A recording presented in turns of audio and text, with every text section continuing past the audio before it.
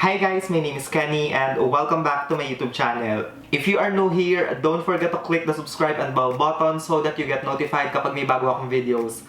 Also, make sure to follow me on all my social media accounts. Ilalagay ko na lang sa description box yung link ng Instagram, Facebook, and also ng Twitter account ko. In today's video, ang gagawin ko is an affordable graduation makeup look. So, kung kayo yung magme-makeup sa sarili nyo ngayong graduation or kaya naman may makeupan kayong kaibigan or kaya relatives, I really hope na makatulong sa inyo tong video na gagawin natin today. Obviously, nagawa ko na yung kilay ko off camera and yung product na ginamit ko today is itong Maybelline Fashion Brow Kit in the shade dark brown. So, what I did was, in-apply ko muna first yung wax, then after nun, sinat ko lang siya ng brown na powder para sigurado talaga na buong araw hindi humulas and hindi mag-move yung kilay na ginawa natin. In my opinion, pagdating sa kilay, kanya-kanya tayo ng preference. So, kung ano yung feeling yung bagay sa inyo or kung ano yung nakasanayan nyo ng style ng kilay or shape ng kilay, ayun na lang yung gawin nyo. Para mag-prime ng face, ang gagamitin ko is yung isa sa mga favorite kong affordable na primer and that is the Quick FX No Shine Mattifier. Sobrang importante na mag-prime kayo ng face, especially kapag oily yung skin nyo sa mga ganitong event kasi super duper tagal niyang matapos and baka bago kayo matawag, humulas na yung makeup nyo. So, para sigurado talaga na plakado and sobrang flawless pa rin ang makeup nyo pag akyat nyo ng stage, make sure na mag-primer kayo guys. Kahit hindi oily yung face nyo actually, mag-primer na rin kayo para sigurado talaga na plakado and flawless yung itsura ng makeup nyo. Pagdating naman sa foundation guys, make sure na yung bibilin or yung gagamitin yung foundation, wala siyang SPF kasi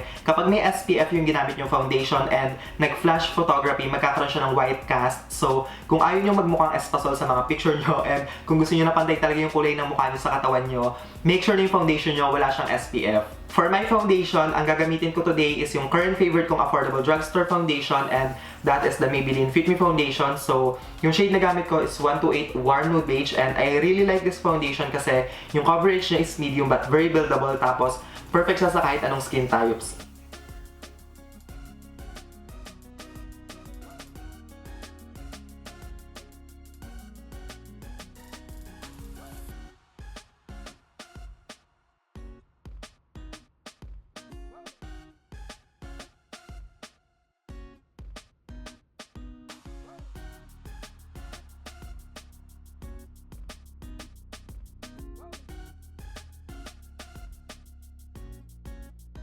By the way guys, munti ko na makalimutan, kapag nga pala nagpa-foundation kayo, make sure na i-drag nyo siya papunta sa leeg para sigurado talaga na pantay yung kulay ng mukha natin sa leeg. And also, kung namumula yung tenga nyo, lagyan nyo rin siya ng foundation para sigurado talaga na kapag namula siya, hindi naiiwan yung kulay niya, pantay na pantay pa rin siya sa kulay ng face.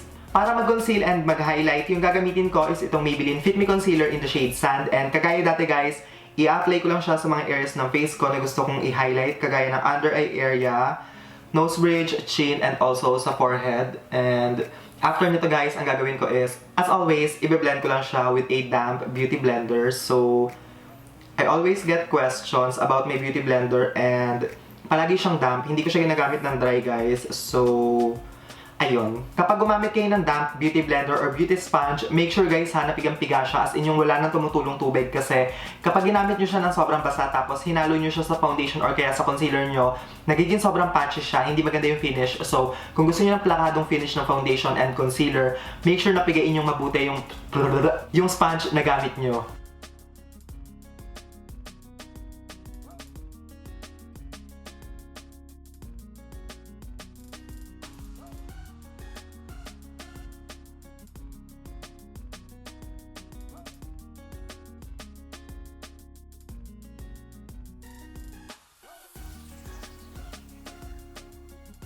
Para iset yung mga areas ng face ko na nilagyan ko ng concealer, yung powder na gagamitin ko is itong Nichido Final Powder in the shade Creamy Glow. So, kung oily yung face nyo, I highly suggest na mag-bake kayo para sigurado talaga na mag-last buong araw yung makeup nyo and hindi ka agad siyang humulas. Isa to sa mga favorite kong powders kasi talagang effective siya sa pag-control ng oil tapos affordable pa and wala siyang iniiwang white cast. Kaya kapag kami flash yung camera ang gamit nyo, hindi kayo magmumukhang espasol sa mga pictures.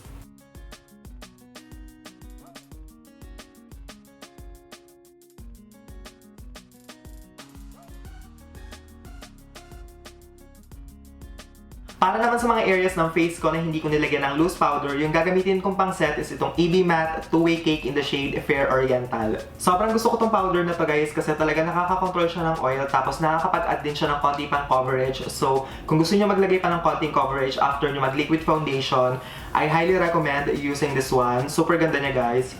Isa to sa mga holy grail kong powder, kaya I highly recommend this one. By the way guys, kapag nga pala naglalagay kayo ng powder sa face nyo after nyo mag-liquid foundation, make sure na dinadab nyo yung brush, hindi yung sinuswipe nyo kasi minsan kapag sinuswipe nyo siya, namumove yung liquid foundation. So, parang hindi ma-disturb yung mga products na nilagay nyo nauna, i-dab nyo lang yung brush na ginagamit nyo. Parang hindi mukhang flat and maputla yung face natin sa mga picture, magbo-bronzer lang tayo and yung gagamitin ko today is yung bronzer dito sa EB Advanced Blush Duo in the shade Golden Goddess. Sobrang gusto ko yung bronzer dito sa EB Advanced Blush Duo in the shade Golden Goddess kasi neutral yung color niya kaya parang 2-in-1 product na siya. Pwede na siyang pang bronze and pang contour and as always guys, yung gagawin ko is i-apply ko lang siya sa outer perimeter ng face ko and also sa cheeks.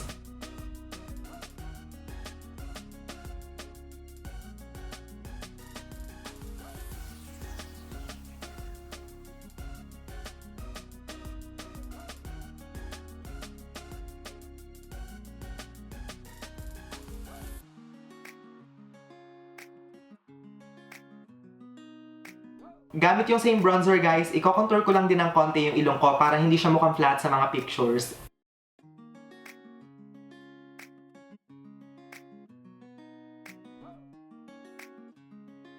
Ngayon naman guys, gamit yung loose powder na ginamit natin kanina, ibibake ko lang yung gilid ng cheeks ko para mas magmukhang sharp and precise yung nilagay nating bronzer slash contour and maglalagay din ako ng konti sa ilong guys para, ang arte ng salita ko dun maglalagay din ako ng konti sa ilong para medyo maging soft yung nilagay nating contour kasi medyo intense siya and ayoko nung sobrang intense na nose line. Gusto ko sobrang natural looking niya pa din kaya ayan, naglagay tayo ng powder. Eye makeup na tayo guys and yung first na gagawin ko is ipa-prime ko lang yung lid ko gamit tong Maybelline Fit Me Concealer then after nun, isa-set ko lang siya with a translucent powder para mamaya kapag naglagay tayo ng eyeshadow, mas mabilis mag-blend and yung mga kulay na gagamitin natin mas mag-pop.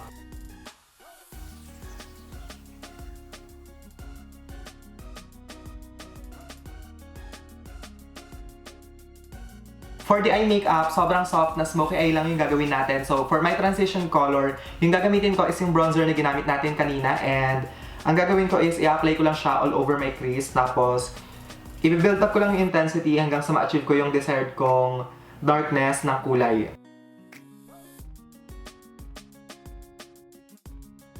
Hahaluan ko din siya ng konting pink guys para medyo maging mas feminine yung kulay niya kasi medyo pink yung kulay na ilalagay natin mamaya sa lid. So, para maging balanced and mag-match yung kulay nung transition sa lid color, hahaluan natin siya ng konting pink color. Ilang beses ko pong sinabi yung pink. For my lid, ang gagamitin kong kulay is itong parang may pagka-pink na color dito sa Bilena Sunset Cafe Palette. Hindi ko ma-explain kung anong kulay siya guys, I'm very sorry but eto yung shade na gagamitin ko. Tapos, flat synthetic brush lang yung gagamitin ko pang apply na medyo binasa ko para sigurado talaga na kumapit yung kulay niya kapag nilagay na natin siya sa lid. So, ilalagay ko na siya and ayan guys, ipapack ko lang siya tapos after nito i-blend ko lang yung edges para siguradong walang harsh line and maganda yung transition ng colors, mas soft and diffused.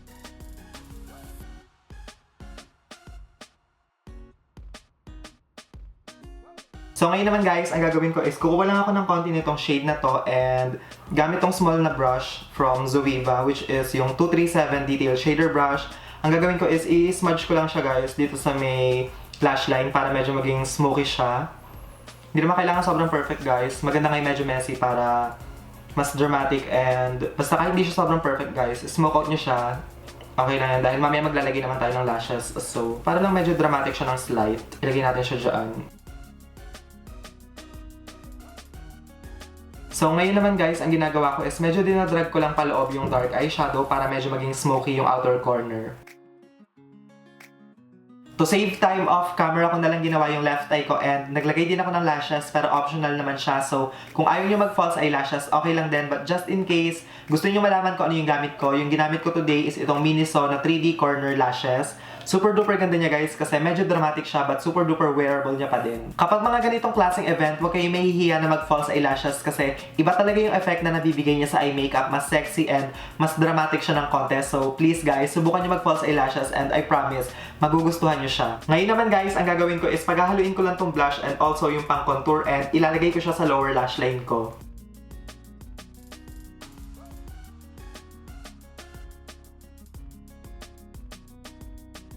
Ngayon naman guys, para medyo maging dark pa ng konti yung lower lash line, ang gagawin ko is, kukuha lang ako ng konti ng darkest color dito sa Sunset Cafe palette and i-apply ko siya gamit tong Zoeva 237 Detail Shader Brush. So, ilalagay ko siya guys as close to the lash line as possible kasi ayoko ng sobrang heavy na pagka-smoke out ng lower lash line. So, konting-konti lang yung ilalagay ko.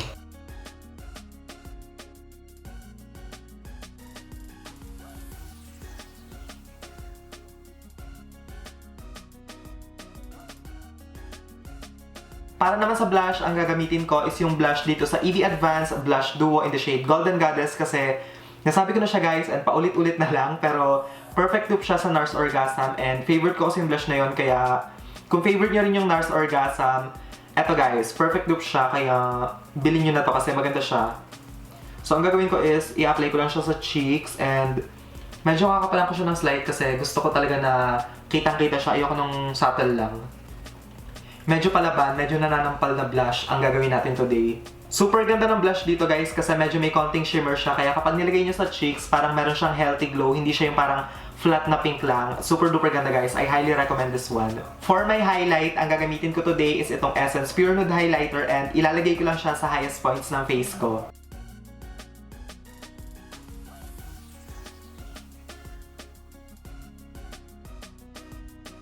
For my lips, ang gagamitin ko is itong Careline Liquid Lipstick in the shade Gotta Go. Tapos, papatungan ko lang siya nitong Pinkies Collection na lip gloss.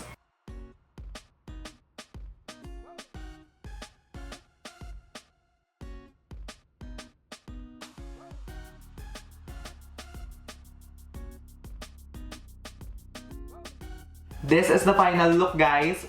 If you enjoyed watching, don't forget to give this video a thumbs up. Subscribe to my channel if you haven't already so that you get notified kapag may bago akong videos. Thank you guys so much for watching and I will see you all on my next one. Bye guys!